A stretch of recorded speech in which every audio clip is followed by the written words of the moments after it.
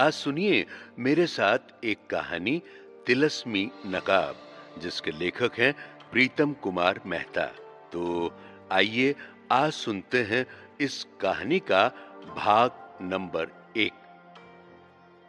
भानगढ़ के राजा भान सिंह एक बार शिकार करने के लिए अपने सैनिकों के साथ बिहड़ जंगल को गए थे।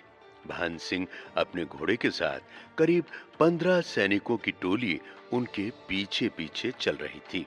करीब 3 घंटे तक उस बिहड़ जंगल में अब तक राजा भान सिंह को एक भी शिकार नहीं मिला था। 10 बजे से लेकर अब तक 1 बज चुके थे, लेकिन एक भी शिकार नहीं मिला था। राजा भान सिंह ने अपने सैनिकों को आदेश दिया कि वो कुछ देर यहाँ आराम करना चाहते हैं। राजा भान सिंह का आदेश सुनते ही सैनिकों ने एक छायादार पेड़ के नीचे अगले 10 मिनट के अंदर ही राजा भान सिंह के आराम करने के लिए एक तंबू तैयार कर दिया। तंबू के अंदर राजा भान सिंह के खाने के लिए कुछ फल और जल की व्यवस्था सैनिकों ने पहले से ही करके रखी हुई थी। राजा भान सिंह ने कुछ फल खाने के बाद पानी पिया और कुछ देर के लिए उस तंबू में सो गए। अभी आधा घंटा भी नहीं हुआ था कि अचानक से राजा भान सिंह की नींद खुल गई। एक अजीब तरह की खुशबू उसे मदहोश कर रही थी। राजा भान सिंह अपने आप पे काबू नहीं कर पा रहा था। वो उस खुशबू की तरफ खींचता ही चला जा रहा था। राजा भान सिंह अपने तंबू से निकलकर बाहर आ गया। तंबू के बाहर जैसे ही राजा भान सिंह आया, बाहर का नजारा देखकर राजा भान सिंह को कुछ भी समझ में नहीं आ रहा था। सारे सैनिक बेहोश हुए पड़े हुए थे। राजा ने तुरंत ही अपनी कमर से लटक रही मयान से अपनी तलवार निकाल ली। राजा भान सिंह ने अपने चारों तरफ अपनी एक हाथ आगे करके और दूसरे हाथ में तलवार लिए अपनी नजरों को चौकन्ना किए हुए देखने लगा। कहीं भी कोई नजर नहीं आ रहा था, सिर्फ एक खुशबू जो कि उस राजा को मदहोश कर रही थी। राजा भान सिंह अपने सैनिकों को वहीं छोड़कर तुरंत ही अपने घोड़े पर बैठ गया। जिस दिशा से वो खुशबू आ रही थी, उसी दिशा में राजा भान सिंह अपने घोड़े पर सवार होकर आगे बढ़ गया। जैसे जैसे राजा भान सिंह का घोड़ा उस दिशा में आगे बढ़ रहा था, उस खुशबू की तीव्रता और भी ज्यादा होती जा रही थी। करीब 1.5 कोस की दूरी तय करने के बाद राजा भान सिंह का घोड़ा एक जगह जाकर रुक गया। सामने एक कुटिया दिख रही थी और वो खुशबू उसी कुटिया के अंदर से आ रही थी। राजा भान सिंह ने अपना घोड़ा उस कुटिया के बाहर एक पेड़ से बांध दिया। राजा भान सिंह की बेसब्री बढ़ती ही जा रही थी। उसने अपने कदम धीरे धीरे उस कुटिया की ओर बढ़ाए। उस कुटिया के अंदर जाने के लिए दरवाजा तो बना हुआ था, लेकिन कोई भी लकड़ी का दरवाजा नहीं था। राजा भान सिंह उस कुटिया के दरवाजे के पास जाकर खड़ा हो गया। उस कुटिया के अंदर एक औरत अपने खुले बालों को लहराए अपने बालों में कंघी कर रही थी। उस औरत के बदन पर मात्र एक साड़ी ही थी, जिससे उसका बदन ढका हुआ था। एक गजब की सुंदरता उस औरत में दिख रही थी। हालांकि राजा भान सिंह अब तक उस औरत के बाल और बाहों की सुंदरता को ही देख कर ही उस औरत के चेहरे की सुंदरता का आंकलन कर चुका था। राजा भान सिंह ने कहा, कौन हो तुम और इस बिहड़ जंगल में अकेले क्या कर रही हो? राजा भान सिंह की बात सुनकर भी वो औरत अपने खुले बालों में कंघी ही कर रही थी। उनकी बातों का उस पर कोई भी असर नहीं हो रहा था। राजा भान सिंह ने मयान से पुनः अपनी तलवार निकालकर धीरे धीरे उस औरत की ओर बढ़ने लगा। राजा भान सिंह की धड़कनें बढ़ चुकी थी। उसे कुछ भी समझ में नहीं आ रहा था कि आखिर वो औरत क्यों उनके सवालों का कोई भी जवाब नहीं दे रही थी। राजा भान सिंह ने जैसे ही अपने 2-4 कदम उस औरत की ओर बढ़ाया ही था कि वो औरत पीछे की तरफ मुड़ी। उस औरत ने अपने चेहरे पे एक नकाब लगाई हुई थी। नकाब देखते ही राजा भान सिंह ने उस औरत से कहा, अपने चेहरे से ये नकाब ऊपर उठाओ। राजा भान सिंह की बात सुनकर वो औरत जोर जोर से हंसने लगी। वो औरत कुछ देर हंसने के बाद चुप हो गई। तुम्हारे हंसने का कारण जान सकता हूं? और तुमने अपने चेहरे पे ये नकाब क्यों लगा रखा है? राजा भान सिंह उस औरत पे एक एक करके सवाल दागते जा रहा था, लेकिन उसे एक भी जवाब उस औरत से नहीं मिल पा रहा था। राजा भान सिंह के दिमाग में कौतूहल और भी बढ़ती जा रही थी। अचानक से वो औरत बोल उठी, जो भी इस नकाब के पीछे का चेहरा देखता है वो जिंदा नहीं रह पाता। आपके सारे सैनिकों ने भी मेरी बात को मजाक में ही लिया था और उन सभी ने जबरदस्ती मेरे नकाब को मेरे चेहरे से उतार कर मेरे चेहरे को देखने की कोशिश की थी। अब तक राजा भान सिंह को यही लग रहा था कि उनके सारे सैनिक बेहोश पड़े हुए हैं, लेकिन कहानी तो कुछ और ही थी। अब तक उस औरत के नकाब के पीछे की कहानी। राजा भान सिंह जान पाया था उस औरत के पीछे और उनके नकाब के पीछे गहरा रहस्य अब भी दफन था। राजा भान सिंह ने उस औरत से कहा, तुम चलो मेरे साथ मेरे महल भानगढ़ में। तुम उसी महल में रहना और मैं वहां अपने सलाहकार से मिलकर तुम्हारे इस नकाब के पीछे वाली रहस्य का कोई ना कोई समाधान निकालकर तुम्हें इससे बाहर जरूर लाऊंगा। राजा भान सिंह की बात सुनकर वो औरत उस राजा की बात मान गई। राजा भान सिंह उस कुटिया से निकलकर अपने घोड़े के पास आ गया। वो औरत भी उनके पीछे पीछे चल रही थी। राजा भान सिंह ने अपने घोड़े को पेड़ से खोलकर उसके ऊपर सवार हो गया और उस औरत को अपने पीछे उस घोड़े पर बिठाकर अपने महल भानगढ़ की तरफ चल पड़ा। भान सिंह के ऊपर उस नकाबी औरत का जादू सर चढ़कर बोल रहा था। भान सिंह उस औरत की खूबसूरती का अंदाजा लगा चुका था। भान सिंह उसे पाना चाह रहा था, लेकिन उस औरत के नकाब के पीछे की खूबसूरती देखने के साथ और जब तक भान सिंह उस औरत के नकाब के पीछे का रहस्य पता नहीं कर लेता, अब तक उनका मकसद पूरा नहीं होता।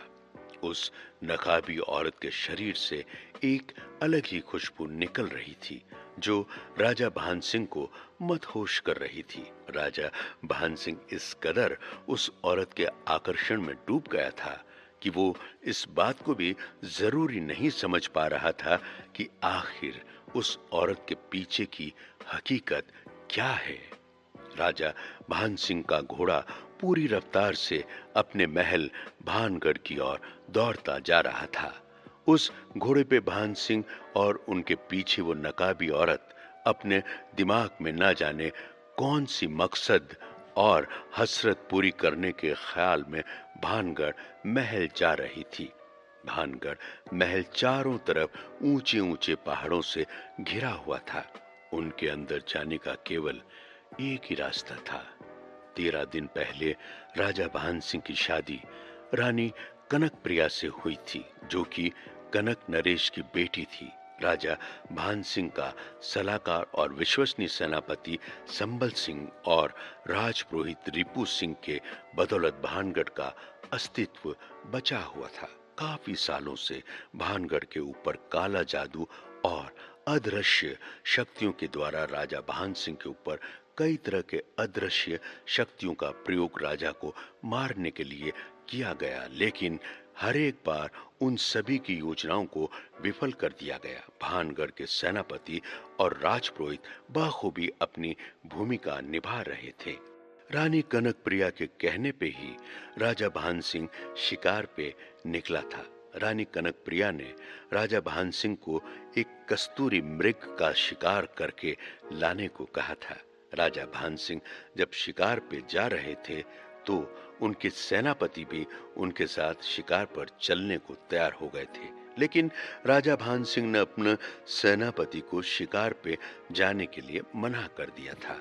उसे रानी कनकप्रिया की हिफाजत में उसे महल में ही रहने के लिए कहा। आज से 13 दिन पहले पूर्णिमा की रात राजा भान सिंह की शादी रानी कनकप्रिया से हुई थी। शादी के दूसरे ही दिन उस महल में कुछ ऐसी अप्रिय घटनाएं घटी थी जिनकी वजह से रानी कनकप्रिया इस अमावस की रात कुछ जादू टोटके करवाना चाह रही थी। रानी कनकप्रिया को उस भानगढ़ के राज पुरोहित ने कुछ उपाय बताए थे जिसे वो अगली अमावस को पूरा करना चाह रही थी। इसलिए रानी कनकप्रिया ने भानगढ़ के राजा भान सिंह को शिकार में कस्तूरी मृग लाने को कहा था। अगली रात अमावस की रात थी। रानी कनकप्रिया ने अंदर ही अंदर कल के अमावस रात को किए जाने वाले जादू टोटके की पूरी तैयारी कर चुकी थी। रानी कनकप्रिया के इस काम में भानगढ़ का राजपुरोहित भी उनका साथ दे रहा था। रानी कनकप्रिया काफी बेसब्री से राजा भान सिंह के आने का इंतजार कर रही थी। लेकिन इसके विपरीत राजा भान सिंह कस्तूरी मृग का शिकार के बगैर खाली हाथ अपने महल लौट रहा था और उसके साथ थी नकाब लगाए हुए वो रहस्यमय औरत भानगढ़ की। और राजा भान सिंह और वो औरत अपने घोड़े पर बैठे जा रहे थे।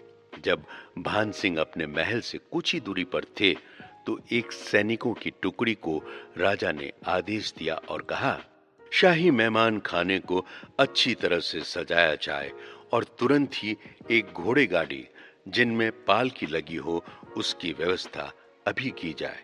राजा भान सिंह का आदेश सुनते ही दो सैनिक घुड़सवार तुरंत ही भानगढ़ के महल की तरफ निकल पड़े।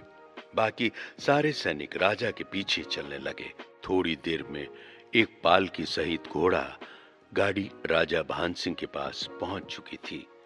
वो घोड़ा गाड़ी आते ही राजा भान सिंह ने उस नकाब लगाए हुए रहस्यमय औरत को उस पालकी में बैठा दिया और उसके कोचवान को शाही मेहमान खाने ले जाने को कहा। ये खबर पूरे भानगढ़ में तेजी से फैल गई कि राजा भान सिंह जब आज शिकार से लौटकर आए तो वो किसी नकाब लगाई हुई औरत के साथ अपने महल में लौटे हैं।